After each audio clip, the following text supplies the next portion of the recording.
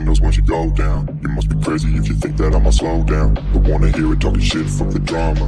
Keep it coming, I'ma send you to your mama. Mr. Whip, whip, whip, put the gun down. Drop it off.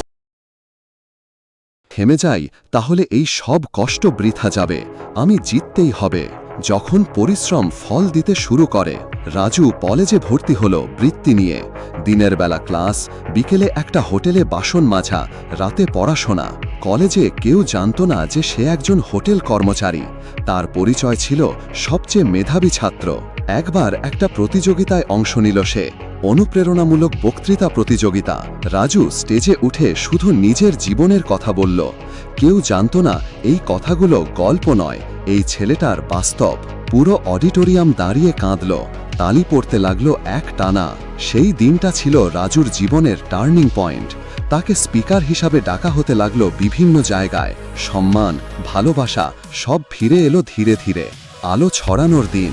আজ থেকে 10 বছর পর রাজু এখন একজন সফল মোটিভেশনাল স্পিকার, একজন শিক্ষা প্রতিষ্ঠান প্রতিষ্ঠাতা। হাজার হাজার গরিব ছেলেমেয়ের মুখে হাসি ফোটাচ্ছে সে। কিন্তু তার অফিসের দেয়ালে এখনও ঝুলে আছে তার প্রথম হোটেল কাজের পোশাক, তার মায়ের ছবি আর পুরনো ছেঁড়া বইয়ের একটি পাতা।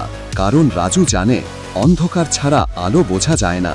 সে বলে, আমি কাউকে অনুপ্রাণিত করতে চাই না, আমি শুধু আমার গল্পটা বলতে চাই। যদি কেউ শুনে বদলে যায়, সেটাই আমার জয়। এবং সত্যি, হাজারো মানুষ রাজুর মতো ঘুরে দাঁড়াচ্ছে, শুধু একটা গল্প শুনে, একটা জীবন পাল্টে ফেলা গল্প। শেষ কথা, এই গল্পটা যদি তুমি মন থেকে শুনে থাকো, তাহলে এখন তোমার পালা। তুমি হয়তো রাজুর মতো গরিব নও, হয়তো তোমার মা বাবা আছেন, হয়তো পড়াশোনার সুযোগ আছে। তাহলে থেমে থাকো না। জীবন কঠিন হতেই পারে, কিন্তু বিশ্বাস করো, যদি তুমি নিজের প্রতি বিশ্বাস রাখো, কেউ তোমাকে হারাতে পারবে না। কারণ প্রতিটা রাতের পরেই তো আসে একটা নতুন সকাল।